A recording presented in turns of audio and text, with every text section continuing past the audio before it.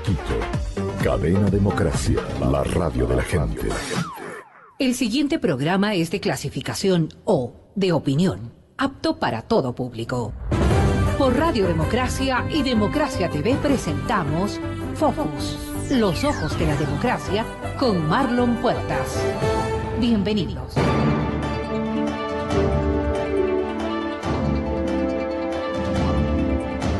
Estimados amigos, saludos cordiales. Gracias por su atención a un nuevo programa de Focus en Democracia. Hoy estamos miércoles 13 de septiembre del año 2017 y desde los estudios de la Radio Democracia en la capital de la República estamos transmitiendo en vivo a través de la Radio Democracia y también a través del canal en YouTube Democracia TV S. Hoy tenemos de invitado al asambleísta Esteban Bernal, asambleísta electo por la provincia de Azuay y por la alianza de los movimientos Creo y Participa.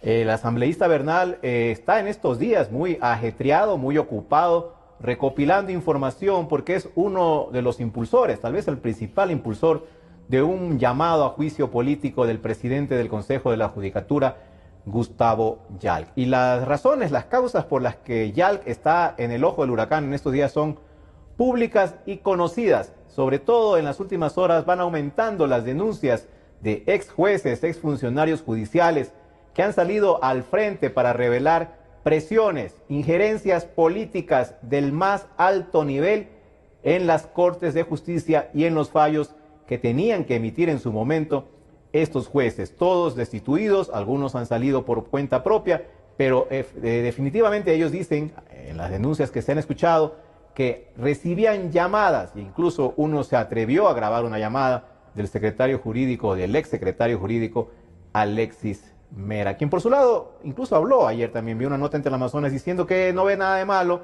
porque estaba defendiendo los intereses del Estado. Asambleísta Bernal, muchas gracias por su presencia, bienvenido. Cuénteme qué tiene hasta el momento ya para impulsar esta acción, este juicio político en contra del presidente de la Judicatura. Muchas gracias, Marlon. Gracias por la invitación. Un saludo a todos quienes nos ven y nos escuchan.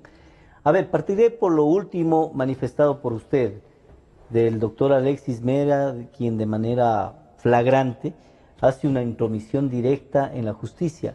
Mire, puede haber venido un documento santificado de la propia sede papal para defender un Estado, eso es intromisión en la justicia. No hay buenas voluntades, actitudes altruistas, no existen, porque eso es injerencia directa en la independencia de la justicia. El fin no justifica los medios en este caso. Pero para nada, porque ahí hay una responsabilidad constitucional de mantener independencia en la justicia, a cuenta de defender al Estado. No puede, pues, el doctor Alexis Mera, quien estaría incurriendo inclusive en un tema de carácter penal, eso lo estudiarán quienes estén en ese ámbito de los procesos, porque violaría el artículo 168, numeral 1 de la Constitución, cual determina prácticamente que hay responsabilidades penales, administrativas y civiles a quienes generen injerencia en la justicia ecuatoriana. Además, yo supongo que entre las competencias que tenía el doctor Mera como secretario jurídico de la presidencia, no estaba pues el llamar a los jueces, ¿no? Imposible, imposible. Eso es un tema que en el plano judicial ha lacerado la dignidad de los ecuatorianos, porque se ha demostrado plenamente que aquello pasa. Y empezaré por ahí, le decía, era la prueba más importante que quería dejarle para el final, pero empezaré dado que usted arranca por ahí. Es decir, que le están ayudando pero por con supuesto, este tipo de declaraciones, mire, aceptando en este caso el doctor Yalc manifestó en el mismo canal de Teleamazonas, cuando vio ese audio, cuando escuchó ese audio y vio la presentación sobre ese audio, quiero decir, manifestó y dijo, bueno, este es un tema que el juez debía haber llamado, el juez debía haber denunciado.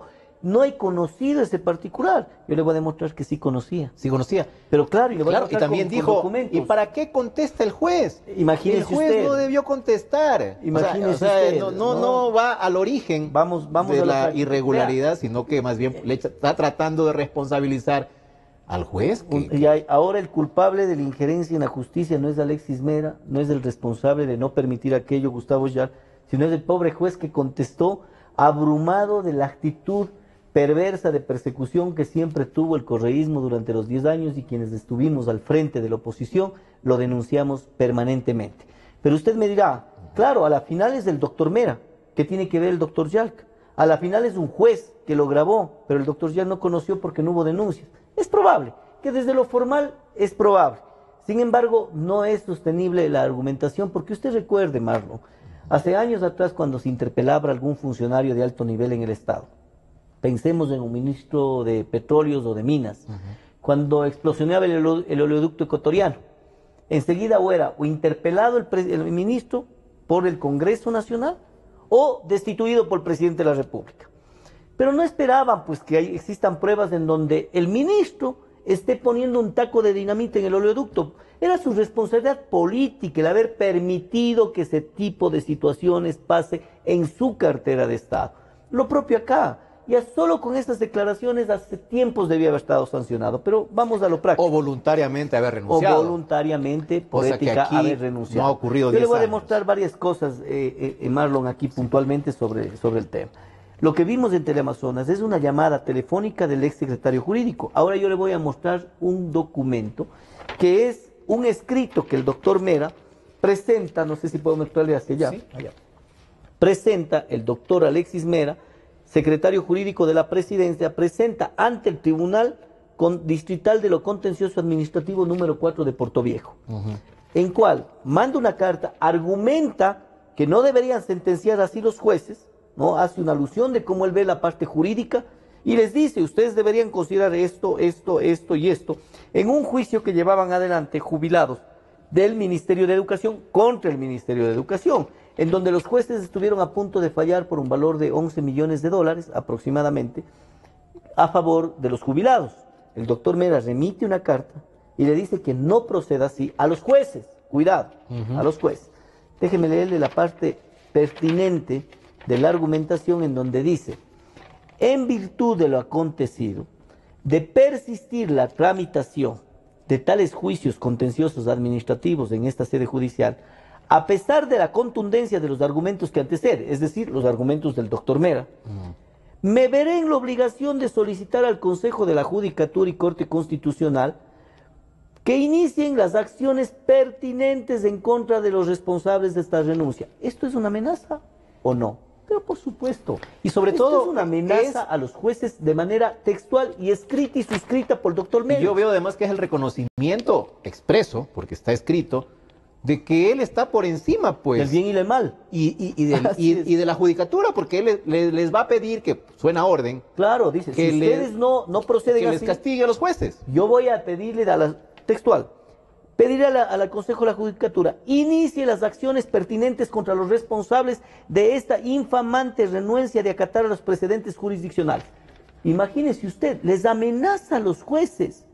Pero ahí no queda el tema. Cuidado, porque todavía parecería ser que es un asunto del doctor Mera. ¿Los jueces se sometieron a esa amenaza? Ahora le voy a demostrar una cosa. ¿Qué fallos dieron después de esa carta? Por supuesto que fallaron a favor del Estado y en contra de los jubilados. Primera cosa. Surtió efecto. Pero ese no es lo grave. Ahora le voy a dejar entregando a usted lo grave y lo gravísimo que sustenta el juicio político. Este escrito que acabo de leer le adjunta en un documento fechado 14 de febrero del 2014, 13 de febrero del 2014, con oficio TJ 808 SGJ 14137 de la Presidencia de la República, firmado por el doctor Meller. ¿Y sabe a quién le remite? Le dice, señor Gustavo Yalc, adjunto sirvas a encontrar el escrito que yo mandé a los jueces, sí. Y no le dice para nada, ninguna otra cosa más, sino para los fines pertinentes.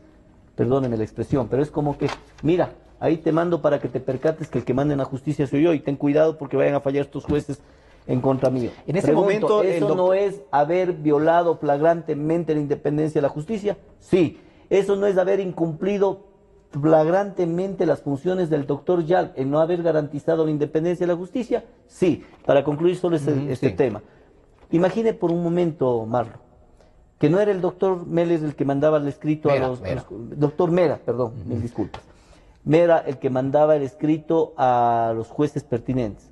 Pensemos por un momento, solo para ejemplarizar, que el abogado de Guillermo Lasso remitía un escrito a los jueces que llevan la causa en contra de Guillermo Lazo. Y les dice, cuidado jueces, con que ustedes vayan a fallar en contra de Guillermo Lazo. Si lo hacen, yo inmediatamente pediré al Consejo de la Judicatura que proceda a sancionarles a ustedes.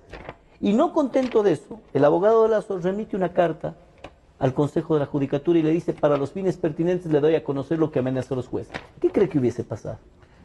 Bueno, créame que le quitaban hasta el carnet profesional al abogado y le hubiesen metido preso por meterse en la justicia. Probablemente, pero eso lo hacen quienes tienen la capacidad política y el poder para hacerlo. Efectivamente. Abusa de poder quien tiene poder. Partamos de ahí, ¿no? Efectivamente, y ahí está demostrado con un primer elemento, más allá de todos los expedientes, documentos, información que tenemos sobre el incumplimiento de las funciones del doctor. Lo que me sorprende es que este caso es viejo, pasó en el 2014, fue público, se hizo público. Nosotros mismos tenemos un portal digital en el que sacamos esa información. Eso tiene como antecedente un pago que efectivamente jueces hicieron en la provincia del Oro a maestros jubilados.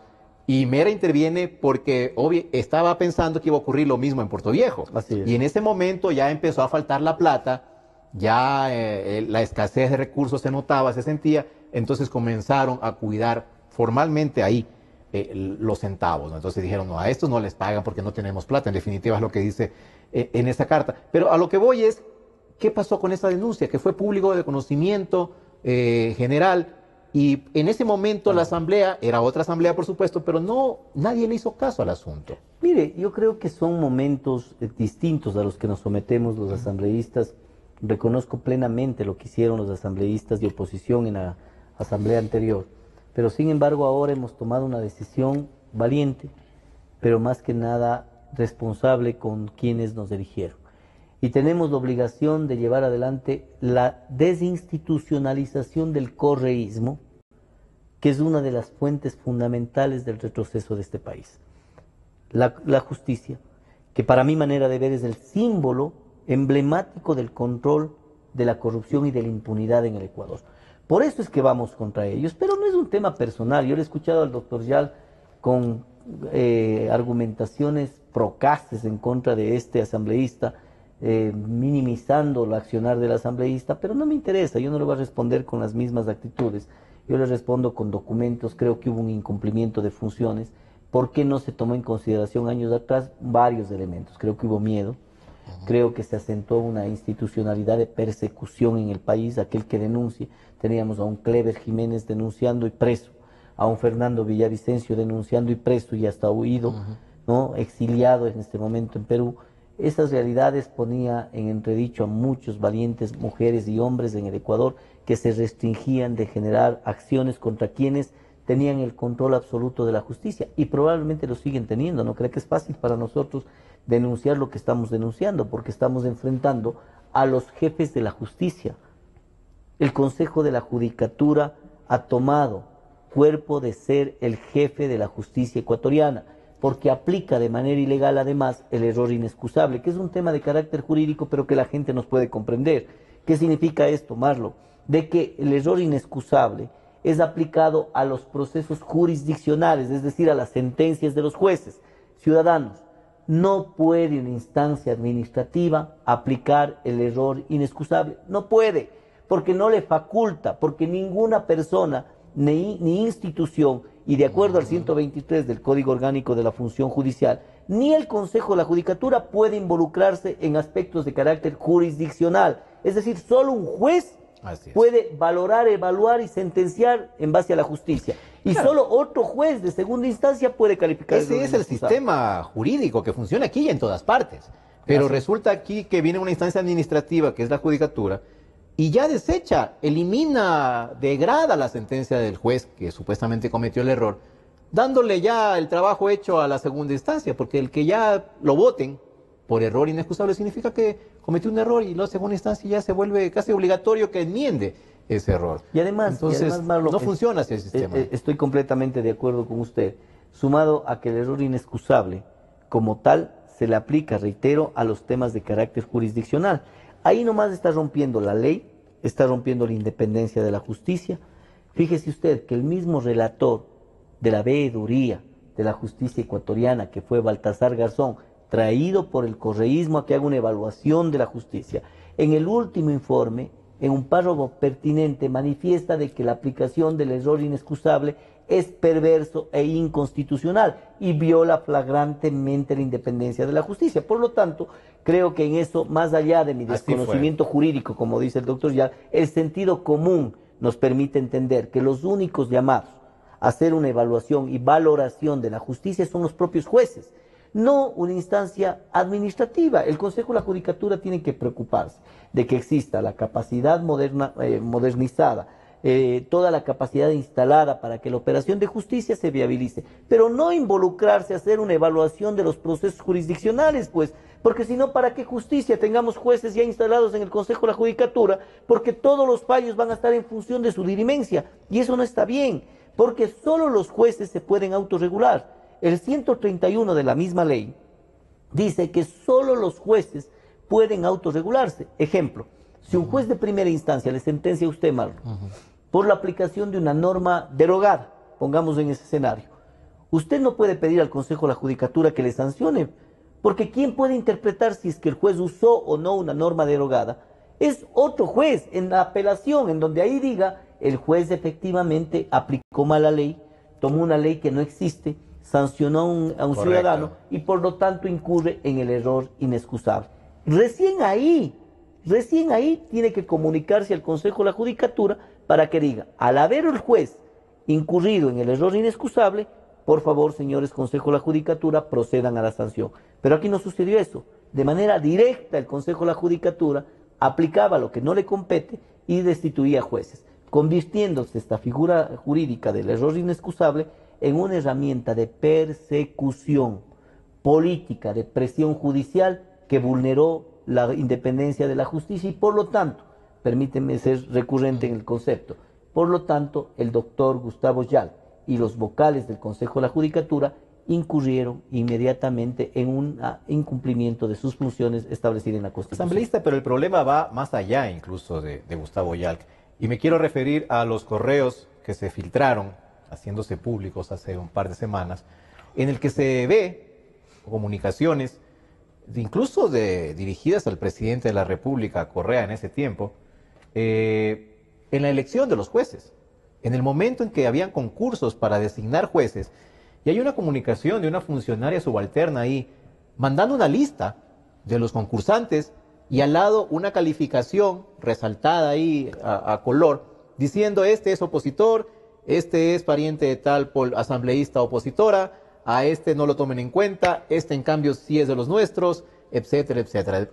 Evaluando políticamente a cada aspirante a integrar la función judicial. Ahí ya vemos que todo esto no solo depende de Gustavo Yal, sino que las instancias políticas más altas intervenían en la designación, por ahí comenzaba la intromisión. ¿Y qué se va a hacer respecto a eso? Mire, gráficamente el gobierno de la Revolución Ciudadana y el correísmo tomaba los dedos de la mano y así inmediatamente calificaban a un juez que tenía adhesión con el correísmo. Y así lo dejaban de lado, argumentando incluso temas perversos como que son abogados de narcotraficantes, como es el caso del doctor Nájera, quiteño, a quien tuve la oportunidad de conocerlo, y además verificar y evaluar sus pasivos, habló de los casos, así llaman los abogados, su pasivo de casos y sus activos en el caso, es decir, los casos que lleva adelante y los que ha hecho durante toda su vida. Nunca había defendido un caso relacionado con narcotráfico. O sea, encima inventándose información. Inventándose, y fíjese usted el daño moral que causa este tipo de calificación, pero incluyendo aquello que puede ser un tema de un acto privado en donde el doctor Nájera tome las acciones pertinentes. También es gravísimo pensar que una funcionaria o un buffet en la ciudad de Quito tome determinaciones sobre la justicia ecuatoriana. Mi querido Marlon, yo he creído siempre de que mi profesión de economista es la que más puede aportar a una sociedad. Seguramente ha creído también los sociólogos cuando dicen mediante la sociología aportamos que una sociedad se desarrolle. Los ingenieros civiles cuando hablan del tema de las carreteras, los arquitectos sobre la vivienda. Cada uno en su Todos campo. creemos que aportamos con lo primario en la sociedad, pero me he llegado a convencer fundamentalmente que una sociedad libre solo se la configura con justicia independiente. Asambleísta, tenemos que hacer una pequeña pausa y volvemos enseguida para seguir conversando respecto a la intromisión política en la justicia ecuatoriana. En un instante regresamos con Marlon Puertas en Focus por Democracia M y Democracia TV.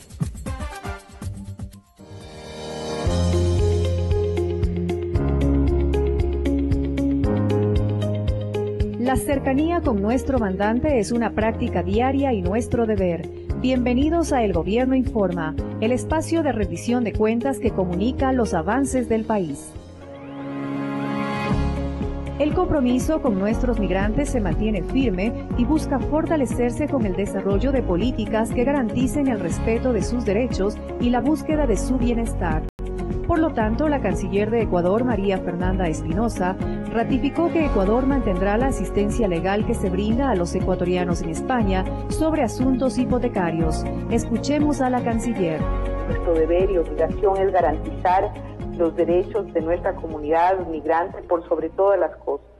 La única razón o el único motivo para cualquier tipo de acción sería por solicitud de la propia comunidad ecuatoriana en España. Lo que sí va a continuar y con fuerza es el apoyo a nuestros connacionales en el tema hipotecario. El gobierno y la Confederación de Nacionalidades Indígenas CONAIE se reunieron en el Palacio de Carondelet y se pusieron un plazo de 90 días para definir acuerdos concretos con respecto al transporte comunitario y a la reapertura de la Universidad Intercultural. En la Junta, el secretario de la Política encargado, Miguel Carvajal, informó que el 100% de los inconvenientes del transporte escolar en las comunidades indígenas ha sido resuelto. El presidente de la CONAIE, Jorge Herrera, reconoció la apertura de Lenín Moreno para escuchar sus demandas. Estas fueron sus declaraciones. De principio, pues nosotros reconocemos la voluntad política de su gobierno, señores ministros, señor presidente, la que ha llevado a tener jornadas de trabajo. Lo importante es que esta reunión, digamos, han pasado 2 meses y podamos concretar en algunos temas la que ya se ha avanzado, obviamente. La democracia está fortalecida tras los primeros meses de gestión de Lenín Moreno. El debate incluyente ha permitido la construcción de un ambiente de paz. Por eso, el primer mandatario cree que la mejor forma para dirigir los destinos del país es con la participación de los ciudadanos. Hemos visto en estos días cómo, con tan solo recordar que siempre se puede acudir a una consulta popular, se ha motivado que surjan múltiples opiniones y análisis. Incluso hay quienes dicen que eso sería inconstitucional. Yo contesto, nada más legítimo y constitucional que dirigir los destinos del país, con el país. Qué bueno que se haya activado la deliberación, de eso se trata la democracia. Realizar una consulta será siempre pensar en mejorar nuestro sistema político para tener más democracia, profundizar la participación ciudadana, lograr la absoluta transparencia en la elección de las autoridades de control, fortalecer el equilibrio entre las funciones del Estado. Seguimos trabajando con alegría, esperanza y armonía. La regla es respeto y tolerancia. Gobierno de la República del Ecuador. El gobierno de todos. Desde el Distrito Metropolitano de Quito, Cadena Democracia, la radio de la gente. Volvemos con Focus por Democracia M y Democracia TV.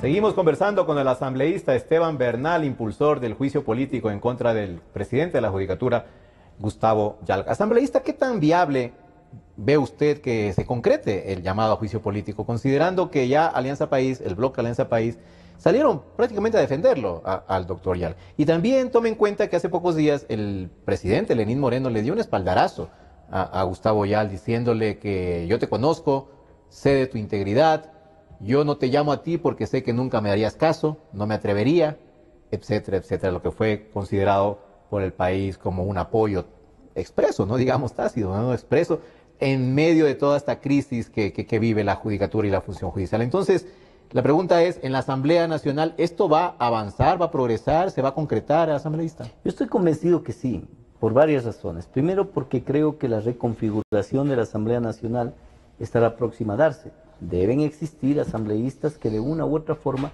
estén incómodos con la realidad en el marco del gobierno nacional. Eso nos permitirá en algún momento tener la posibilidad de captar votos y posiciones que también vayan de la mano con esa aspiración que también puede existir en asambleístas de Alianza País, Marlon. No puede ser posible que gente se quede impávida ante semejantes pruebas y ante semejante indicio de flagrante de irrupción o de intromisión en la justicia ecuatoriana. Luego de ello, usted mencionaba la postura del presidente Lenín Moreno. Yo les recuerdo que también el licenciado Moreno dijo que Rafael Correa era el mejor presidente de todos los tiempos en el Ecuador. Claro. Vea usted lo que está pasando. Casi que lo comparó ahora con Eloy Alfaro. Sí, señor. Usted recuerda que eso dijo, ¿no? Por supuesto. Y recuerdo también que una semana antes que le quita las funciones a Jorge Glass, exactamente, le dio un apoyo también a Jorge Glass, diciéndole, Jorge, ya no pierdas el tiempo, no hay pruebas contra ti. Ya dedícate todo a trabajar, sí. Efectivamente. Y ahora entonces cree usted que más bien el que debería estar preocupado es el señor Yal. Con ese apoyo. Con ese tipo de apoyos. Pero más que nada porque no desvaloro la postura del presidente de la República. Yo creo que él parte de la inocencia, que además así debería jugarse en la justicia ecuatoriana. La justicia correísta siempre partía del principio de la culpa, cuando estaban en contra de sus intereses. Eso le iba a decir, dependiendo de quién se trata. Dependiendo de quién se trata, pero en cambio me alegra que el presidente Moreno parte desde un principio de inocencia. Cuando le mostremos esto seguramente dirá, vaya a defenderse, doctor Yal, usted responda por el incumplimiento de sus funciones. Eso a mí no me tiene preocupado. Lo otro, lo relacionado con el tema del CAL o el tema de la Comisión de Fiscalización o el Pleno de la Asamblea, creo que también hay que entender que tenemos posturas políticas que son completamente distintas a las de la Asamblea anterior. Es decir, en este momento hay una información totalmente fundamentada, documentada, información testimonial, que nos va a permitir mostrarle al CAL las pruebas que existen para un juzgamiento. Si es que ellos no quieren juzgarlo, es la sociedad, es la ciudadanía quien tiene que hacer una evaluación del comportamiento de los asambleístas. Bueno, hay el antecedente dentro del CAL, del caso de Glass. Así es. Que también hay un montón ya de indicios, ya declarados como tal por la Fiscalía, en los que igual se cerró la puerta. Y hay correístas y glasistas a muerte, que son la mayoría. Vaya a preguntar inclusive, Marlon, a los mismos asambleístas de Alianza País si están conscientes de cuánto daño les hizo blindar al vicepresidente, cuando después de un tiempo lo penal, que debería ser lo segundo, ahora en este país empieza por ahí, lo penal arranca con un tema que es el mostrarnos al Ecuador que lo que decíamos los asambleístas con respecto al vicepresidente de la República estábamos en la razón. Lamentablemente el asunto de los números que no nos favorecen a los de la oposición se va a desvanecer cuando mostremos pruebas determinantemente contundentes como las que estamos presentando. ¿Qué responsabilidad tenemos nosotros? Hasta un límite llegamos, los números mandan. Ellos tienen mayoría en un Consejo de Administración Legislativa, pero ¿cree usted que después de todo lo que está suscitando en alrededor del país, podrán dar paso atrás en valorar esas pruebas? Le comento algo, uno de los asambleístas que son de los radicales de Alianza País, que voy a evitar el nombre para no herir susceptibilidades, decía, bueno, ¿qué pruebas? Son jueces que están diciendo por ahí aisladamente temas resentidos. Vamos a hacer una reflexión que no es mía, sino del doctor Vladimiro Álvarez, jurista guayaquileño, que decía, pensemos que en la esquina de esta radio, ¿no?, existe un atraco y producto de ese atraco un ciudadano resulta muerto, pero no hay videos, no hay fotografías, no hay las pruebas, pero existen 5 vecinos que de manera concordante los 5 dicen, nosotros sabemos, señor juez, quién fue. Fue el señor de casaca verde, de pantalón negro, que vive en el 3er piso, ¿no? Y ese personaje fue el que le asesinó al ciudadano. ¿Usted cree que algún juez penal en el mundo podrá desestimar una prueba testimonial de 5 personas que de manera concordante dicen cuál fue y dan indicios de cómo fue y de manera concordante informan? Creo que debe ser aceptada. Aquí existen una cantidad inmensa de ex jueces y funcionarios, no solo los 40, han empezado a salir nuevos jueces. A eso vamos. La jueza Blum. ¿Cuántos testimonios hasta el momento tiene usted recogidos? Bueno, en principio los 40 jueces. Los 40 con los que arrancó. Con los que arrancó hay que sumarle el testimonio de la jueza Blum, que no estuvo entre los 40, y que dijo plenamente, sí señor, a mí me entregaron la sentencia en un pendrive como estuvo acostumbrado el correísmo, como lo hizo con el caso del Universo, que fue secreto a voces, pero ahora hay gente que declara y que tiene que ser respondido a través de los responsables de En realidad dijo que le entregaron una sentencia por escrito, ¿no? Más bien por pendrive, no, sí, porque, perdón. no querían repetir el caso Chuquiseven. Sí, señor, era una y sentencia, se la rompió y se la tiró en la cara al mensajero. Así es. Lo que también dijo fue que recibió una llamada de Alexis Mera cuando ella estaba dentro de una audiencia. Dijo que había recibido una llamada. Yo creo que hay muchísimas declaraciones. Vea, Marlon, todo se configura alrededor de la culpabilidad del Consejo de la Judicatura de haber vulnerado la independencia de la justicia. Querido Marlon y queridos ciudadanos, nosotros estamos cumpliendo. Quiero nuevamente recabar sobre la inquietud inicial suya en esta segunda etapa de la entrevista. Cuando usted dice, ¿y qué va a pasar? ¿Tendrá los espacios necesarios? Yo no lo sé. Pero sí puedo decirle con frontalidad, si yo no asumo una responsabilidad que está enmarcada en la Constitución y en la ley sobre nuestras responsabilidades como asambleístas, yo no habré cumplido con los electores que me pusieron acá a representarlos, como es la provincia de La Suay. Una representación que no es solo de la provincia, es de un país, porque arreglar estos problemas arregla al país. Presentar una norma jurídica que permita mejorar las condiciones del país arregla al país, no exclusivamente a una persona. Y por ello debo decirle que efectivamente las acciones que hemos llevado adelante son necesarias y son acciones que vamos a seguirlas impulsando. Si me someto a la simpleza de los números, ya me daría por perdido, pues. Claro. Obviamente debía haber apagado la luz, cerrado la puerta y regresarme a mi provincia de La Suay. Y no ese es el caso. Yo creo que debemos presentarlo, documentar, fundamentar, testimoniar. Y en el momento que entreguemos al Consejo de Administración Legislativa, ellos tienen que responder, tienen que venir donde usted y en todos los medios de comunicación y decirles por qué un tema tan flagrante como el que le acabo de mencionar no consideran pruebas y no viabilizan un juicio político. Y es tarea de los legisladores hacer leyes y fiscalizar. O sea, son las dos competencias para las que fueron electas. Entonces, no es tampoco un favor, sino una obligación por parte de ustedes que están en la Asamblea dedicarse a la tarea de investigar este tipo de situaciones. Ahora, asambleísta, Gustavo Yalc es la cabeza de la Judicatura, amigo de Rafael Correa, fue su secretario, fue su ministro de Justicia, en fin. Ministro del Interior. Ministro del Interior, así que esa relación está más que probada, de cercanía con el expresidente, que también pretende seguir mandando directrices desde donde está, ¿no? Pero el problema de fondo de la justicia ecuatoriana va mucho más allá también de Gustavo Yalc. Estoy completamente de acuerdo. O sea, se va Gustavo Yalc, se lo destituye, no se lo destituye, no importa. El sistema está mal, el sistema está dañado, está podrido desde sus raíces probablemente. Entonces, ¿cómo se soluciona eso? Hay que también pensar a largo plazo para que el país, de una vez por todas, por primera vez, cuente con una justicia independiente, pero en serio, no solo de palabras. Mire, Marlon, yo le he dicho que esta es una primera actitud de carácter moralizador, en la cual llevemos adelante un proceso de juicio político para que den un paso al costado quienes en este momento ejercen la autoridad de control para garantizar la independencia de la justicia. Pero ahí no termina el problema, pues, porque vamos a suponer, se sentencia, se le censura al presidente del Consejo de la Judicatura, a sus vocales, renuncian a los cargos por los cuales fueron electos, y vamos a suponer de que empiece el nuevo concurso para tener un Consejo de la Judicatura. ¿Sabe quién hace el nuevo concurso? El mismo Consejo de Participación Ciudadana, que está integrado por correístas. Claro. Quizá terminemos teniendo a un correísta o a una correísta nuevamente de presidente del Consejo de la Judicatura. ¿Cuánto ganamos? Nada. Por eso he dicho, esta es una acción eminentemente moralizadora que está enmarcada en las competencias que tenemos como asambleístas. Y no solo hemos ganado con la acción de lanzar un juicio político, sino con las acciones que se están dando ya en los juzgados, porque la gente le perdió el miedo. Yo invité a que denuncien, primero están denunciando, luego de ello, mire, me pareció graciosísimo que una distinguida ciudadana de la ciudad de Cuenca, a la que pertenezco, presentó en esta red social de Facebook un comunicado por internet que le habían dicho, su petición es negada de acuerdo al artículo XXX y el numeral XXX. Y ella dijo, por miedo nunca lo denuncié, pero hasta el día de hoy no sé cuál es el artículo XX y el numeral XX. O sea, así se ha manejado la justicia.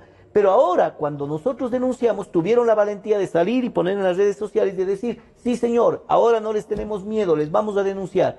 Y a ellos súmele que las sentencias y los jueces en este momento estarán actuando con mayor tranquilidad, porque se han de tener pues un poquito de miedo ya los del Consejo de la Judicatura, claro, de ir a presionar, es porque saben que les van a filmar, les van a grabar, y esto ya es un paso, es un avance significativo del cual me siento orgulloso de haber aportado. Claro que sí, estos deben ser días de libertad. En medio de la función judicial, los jueces deben estar un poquito relajados. Y me lo han dicho y me lo han transmitido. No los ex jueces, me han transmitido funcionarios que me han llamado de manera privada y me han dicho gracias por haber levantado la voz. Gracias por ahora permitirnos sentenciar en derecho y con la autonomía y la independencia que garantiza la Constitución de la República. Sin embargo, yo le decía, ahí no termina, porque a lo mejor pasa el tiempo y las prácticas vuelven. Tenemos que ir a lo de fondo, y lo de fondo es la consulta popular, que nos permita primero cesar a todas las autoridades de control, luego cambiar la metodología de elección para que no sean pues adherentes de un proyecto político. Y voy a ejemplarizar, porque es un tema, como dice el artículo 163, vea, soy economista, pero me lo he grabado mucho toda esta documentación porque lo he estudiado, ¿no? El 163 del Código Orgánico de Procesos, en donde claramente dice que lo que no tiene que ser probado es lo público y notorio. ¿Qué más público y notorio que vivimos sobre la injerencia que existe en la justicia ecuatoriana? Y la consulta popular...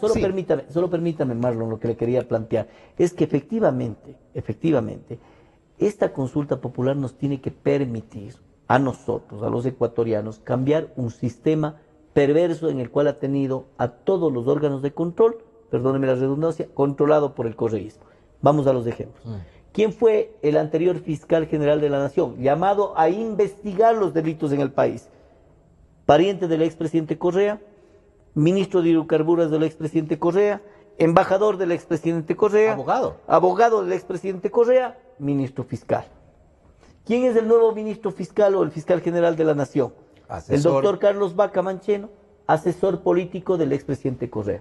¿Quién es el presidente del Consejo de la Judicatura? Instancia de control para que se ejerza la independencia de la justicia, que estamos este momento llevando adelante un juicio político. El doctor Gustavo Yalc Robben, ex ministro de Justicia de Rafael Correa, ex ministro del Interior de Rafael Correa, ex secretario privado de Rafael Correa, militante de Alianza País.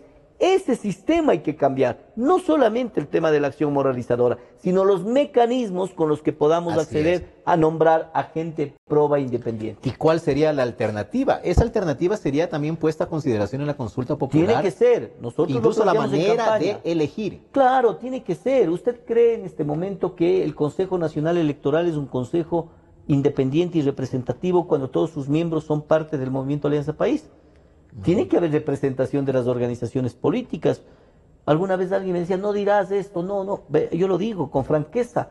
Era extremadamente más democrático un Tribunal Supremo Electoral, pues, que un Consejo con representaciones de los partidos con mayor votación. ¿O usted cree que esto es menos democrático que lo que vivimos ahora, que es un solo partido político hecho cargo de un Consejo Nacional Electoral? No se criticaba el hecho de que sea o no democrático, sino más bien el hecho de los amarres, de los repartos. Eso es lo que en algún momento llegó también a saturar al país, porque era uno más, uno menos, yo voto por esto, pero me das tal cosa. Entonces, esa política no también... Exacto, eso es lo que ya fastidió tanto al país, que dio paso al origen del correísmo. En un programa de televisión que acudí hace unos días atrás, el día domingo en la noche, yo le planteaba al entrevistador, cuando mencionó más o menos lo que usted me dice, cuando decía sobre otros temas, pero similar a lo que plantea, y decía, pero bueno, también tuvimos una pichicorte, tuvimos tanques en las cortes, o sea, no es que es un pasado simpático. A ver, pero producto del pasado, que es neurálgico, penoso, menos neurálgico, penoso que el presente, eso sí le aseguro, pero igual de malo, ¿no? Igual de despreciable, para llamarlo así, no puede ser pues una actitud perversa de decir, pero estamos ahora igual porque antes también había.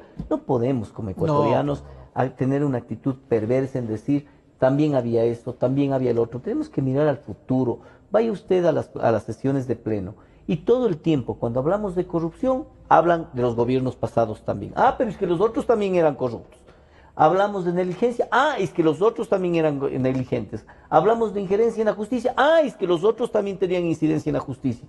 O sea, producto del pasado hacemos lo que nos venga en gana, perdóneme la procacidad. Sí. Ahora no podemos aceptar. ¿Y qué garantías dan ustedes, actuales legisladores, y esto también va obviamente para la gente del gobierno, de que en adelante, una vez que se realice la consulta popular, una vez que se cesen en sus funciones a los funcionarios correístas, los nuevos que vengan con el método nuevo que se decida, va a ser diferente? Porque finalmente va a haber alguien en el poder siempre, un presidente, va a haber siempre una mayoría en la asamblea, probablemente la asamblea cambie en este sentido, la actual mayoría por otra, que responda más también a los planes que lleva adelante el gobierno. ¿Qué garantía hay de que la justicia no va a estar al servicio de esa nueva mayoría asambleísta? Porque tenemos que ser positivos, pues. Vea, yo no tengo interés alguno en absolutamente nada más sino la independencia de la justicia.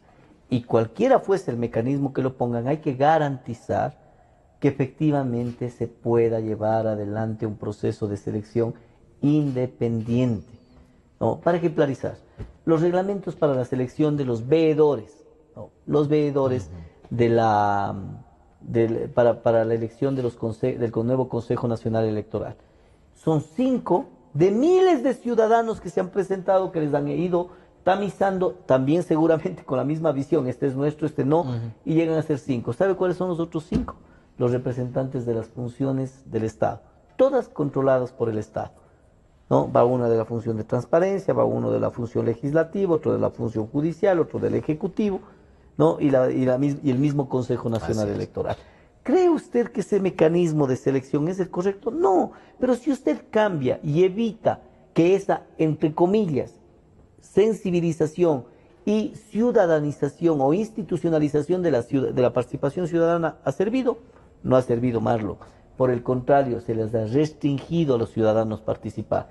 Creo que es necesario poner reglas claras, determinar institucionalidad en el país. Y para eso estamos, si no yo me iría a sentar en mi casa y ver los toros de lejos, para ello estamos, pero no podemos por ningún punto de vista creer que lo que estamos viviendo es lo correcto, eso es lo más perverso que ha vivido la historia del país. Así es, por ejemplo, en este tipo de veedurías podrían ingresar universidades, facultades de derecho, si se trata de jueces. Sí, señor, pero perfecto, ¿no es cierto? Por ahí Gremios, va el tema, que hay veedores internacionales, que no se vulneren los derechos, verificar las carpetas, que hay una segunda instancia que valide la primera. Ahora, los dueños de la verdad absoluta es el Consejo de Participación Ciudadana, que nos ha puesto fiscales correístas, Consejo de la Judicatura correísta, Contralor correísta, que tuvieron ahora que sacarlo por la flagrante violación y actos de corrupción, como es del doctor Carlos Polit, que lo sentenciaron también ya, lo censuraron, perdón, en la Asamblea Nacional, y que efectivamente, Marlon, podamos tener esas veedurías y no volvamos a tener un Consejo de Participación Ciudadana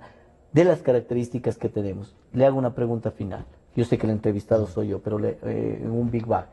Le digo, ¿cree usted que solo los de Alianza País han sido las mentes lúcidas y los corazones ardientes? Porque de manos limpias ya no puedo mantener aquel criterio al menos.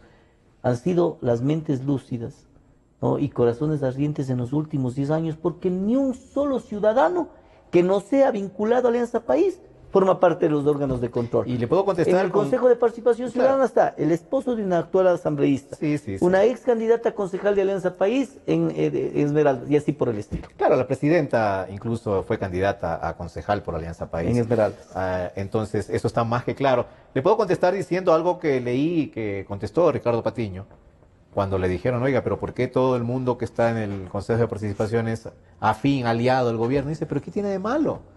No, tampoco vamos a poner enemigos, algo así dijo. Entonces, imagínense con qué naturalidad ven la captación de los espacios de poder. Se ha vuelto algo natural ya. O sea, claro, es que perdimos la capacidad del asombro, Marlon. Totalmente. Perdimos la capacidad del asombro, como cuando en la época de la famosa partidocracia existían denuncias por $1 millón y era el escándalo más indignante a nivel nacional. Ahora, solo en lo que va para el tío del vicepresidente de la República, Ricardo Rivera, ya lleva $18 millones comprobados en coimas. Y hemos perdido la capacidad de asombro. Decimos, es que los otros también, ¿no? Controlan el poder público, dicen, ¿y qué de malo hay si son amigos? Pero si esta falta de pudor, que le acabo de mencionar hace un momento, en donde un funcionario un alto funcionario del Estado, remite al que está llamado a garantizar, la independencia de la justicia, remite un documento así, y le manda y le dice con una zozobra y con una falta de pudor absoluto, toma, ahí te doy para que conozcas cuánto les presioné a los jueces, cómo les amenacé a los jueces, a tus jueces, a los que tienes que garantizar que tengan independencia. Si esa falta de pudor ha existido, ya imagínense en lo demás. Y los miembros del Consejo de Participación Ciudadana están como que pasando de agache, ¿no? La Asamblea, ustedes no le han puesto también Llegará el en ojo. su momento. Justamente por este hecho de haber seleccionado, elegido al doctor Pollitt, no una vez, 2 veces, iba por su 3er periodo de Contralor. Y con las mejores calificaciones. Con las mejores el incólume calificaciones. Dr. Pollitt, la lumbrera más grande del Ecuador, en donde no hubo una sola mujer u hombre que le pueda competir. ¿Por qué? Porque estuvo direccionado, pues porque sabían que necesitaban un Contralor como él. Y ahora vamos viendo las consecuencias, pero tranquilo. Este tema de aquí toma su tiempo. Llevamos 3 meses recién en la Asamblea, hemos dado pasos en firme, consistentes, documentados, seguiremos avanzando, esto no nos calla, vamos a seguir luchando por el país, pero sobre todo por lograr buscar la independencia en los poderes públicos, que es donde está controlado el tema. Yo le voy a decir algo finalmente con respecto al Consejo de Participación Ciudadana.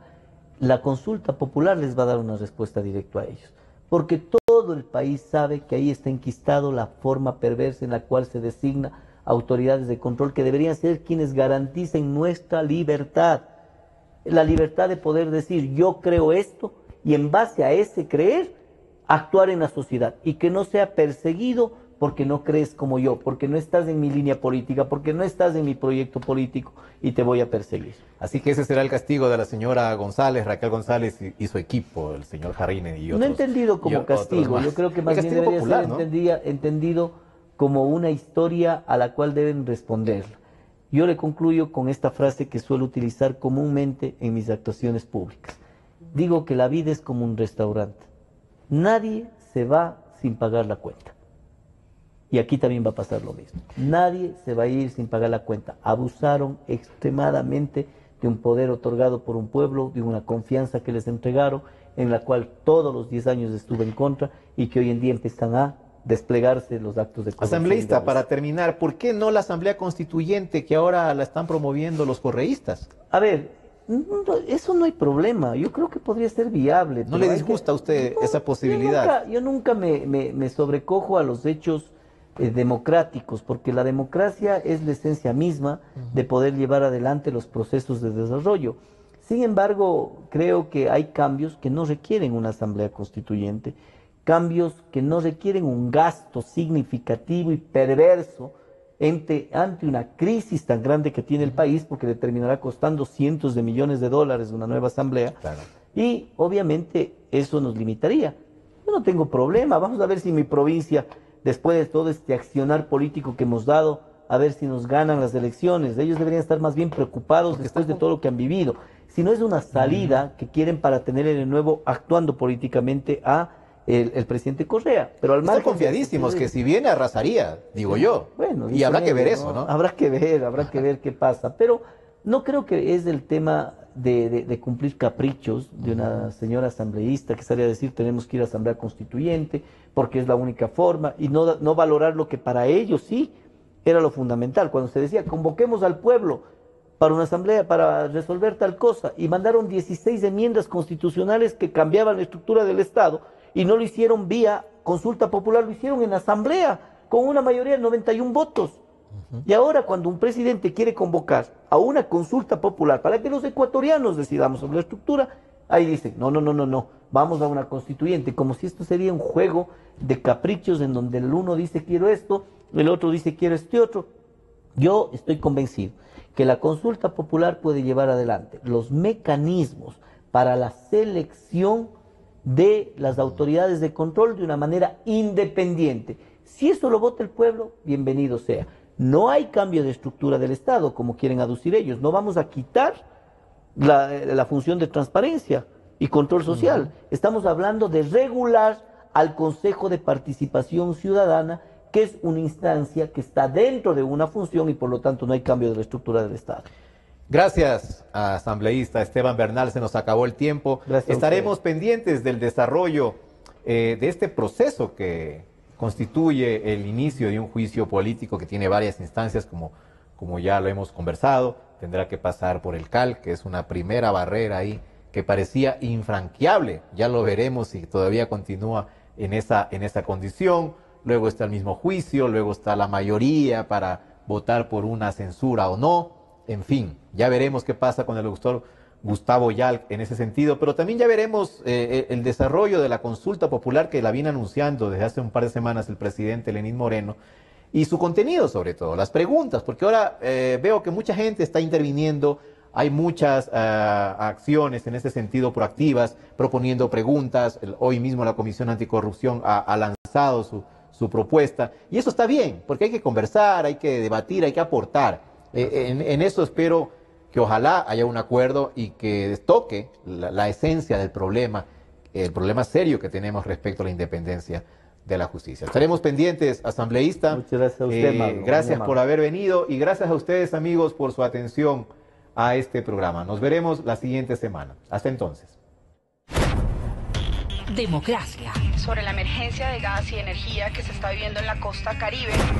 Democracia. Rusia retoma críticas por retenidos en base naval de Estados Unidos. Democracia. Formulé